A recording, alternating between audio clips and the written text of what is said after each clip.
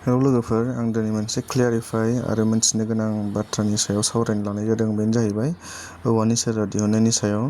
बिथां बारलांफा नार्जारिया औवानि सेरजाखौ गावनो सिगांग्रो दिहुनग्रोदों होननानै लानायनि सायाव।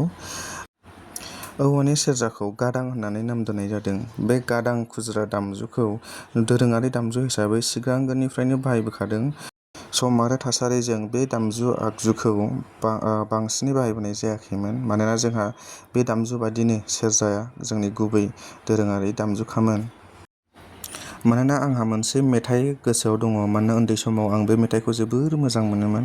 बेयो जाहैबाय बाथौ आर'ज मेथाइयाव गादां खुज्रा दामजुनि मुं मख'नाय दङ। बेयो जोबोद गोजाम मेथाइ आरो जेब्ला आं उन्दै सममोन अब्लानो बे मेथाइखौ आं खोनादोंमोन। नोंथांमोनाबो बे मेथाइखौ खोनासंनानै लादो आरो बेनिफ्राय बुजिनो हादो आरो बेनि लिरगिरिफोरखौ आं होनाय जागोन।